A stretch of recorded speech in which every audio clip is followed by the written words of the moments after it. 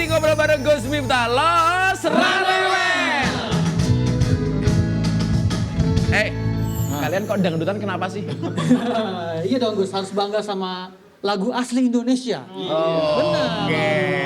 Kan Pak Menteri juga ngusulin untuk Ini lagunya dimasukin ke UNESCO. Ya, kita lagi perjuangkan dangdut sebagai warisan budaya kita untuk mendapat penghargaan Sudah ada langkah dunia. itu? Dalam proses sekarang kita lagi menyiapkan, kebetulan ini juga nanti harus kerjasama sama Mas Nadiem, Menteri Pendidikan dan Kebudayaan sebagai warisan budaya kita. Karena pantun baru saja disahkan oleh UNESCO sebagai warisan budaya kita. Ada pantun Mas Andi? Ada pantun. Kita lihat.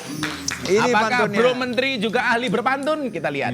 Siap semuanya? Siap. Harus kompak ya. Pergi ke Jakarta, berjumpa Raisa. Waduh, cakep. Ke kota tua sambil bersepeda. Sungguhlah bangga di Indonesia. Pariwisatanya indah, karya sang pencipta. Tamboje. Satu lagi. Lagi. Izin Gus. Siap, lanjut. Ke Pantai Kuta melihat rusa. Jangan lupa membeli mangga. Ayo berwisata ke Indonesia. Protokol kesehatan selalu dijaga. Terakhir. Satu lagi. Ke Pulau NTT, mampir di kota. Melihat rusa, mengejar kuda. Kalaulah Anda ingin berwisata, di Indonesia semua ada. Ini kecerdasan atau kepandaian terselubung yang tidak pernah ditamakan Mas Sandi di acara lain. Karena kepandaian itu misal seperti celana dalam. Loh, cukup dipakai nggak perlu dipamerkan. Dapat gue.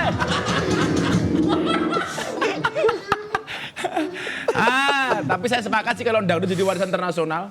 Tapi saya juga ada Pak Menteri. Satu lagu saya agak suka banget. Judulnya Hoak.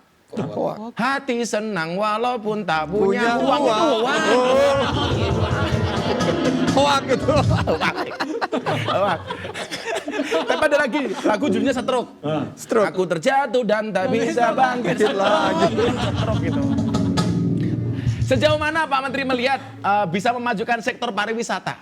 Saya optimis. Soal dangdut tadi Pak, ekonomi kreatif. Iya, dari pariwisata dan ekonomi kreatif ini saling beriringan.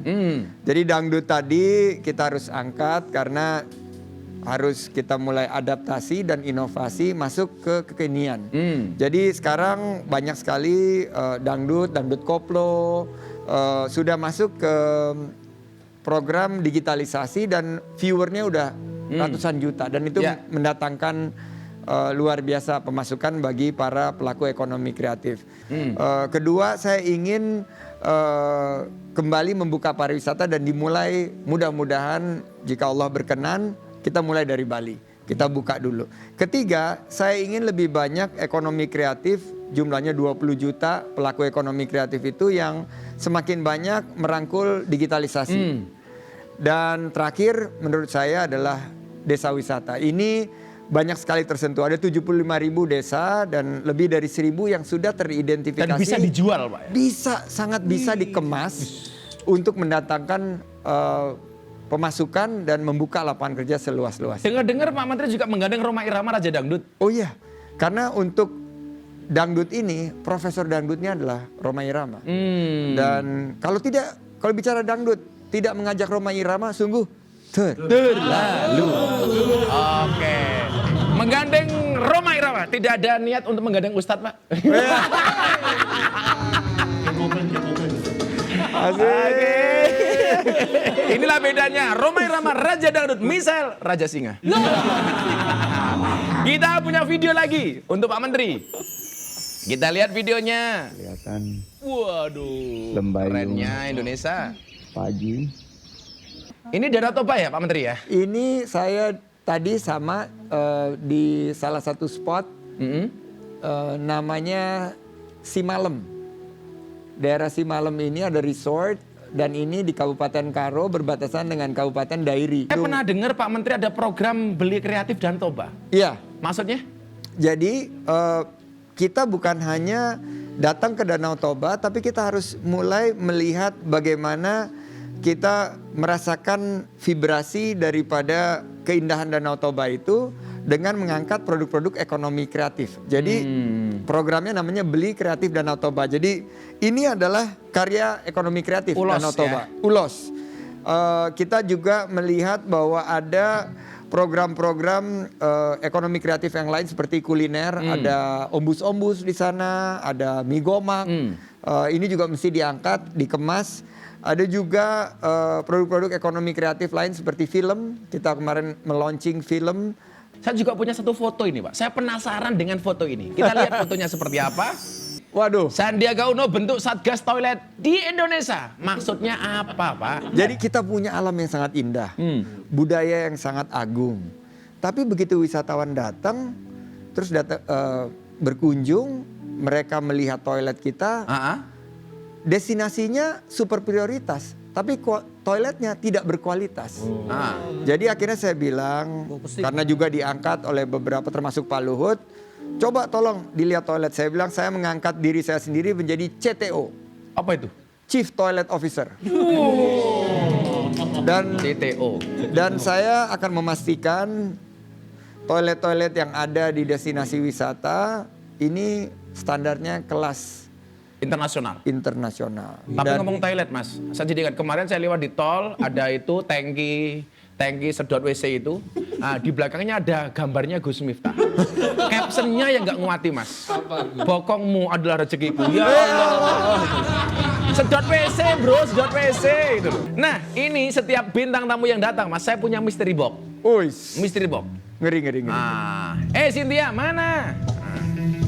Mystery box. Apakah ini isinya kepalanya Cynthia? Oh, bukan ya. Pak Sandi boleh buka dong.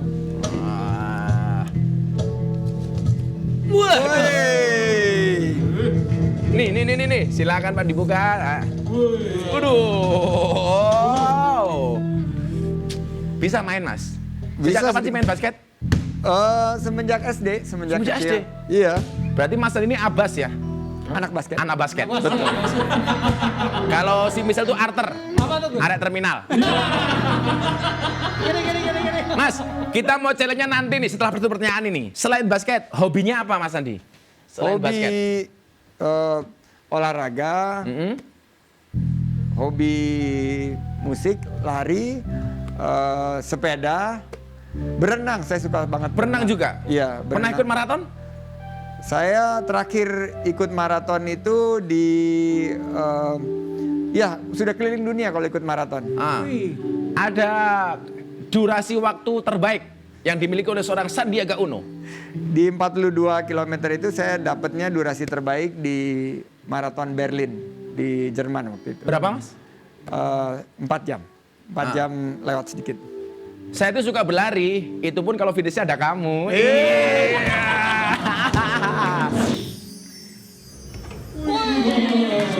Sebentar. Apa komentar saya? Sombong amat.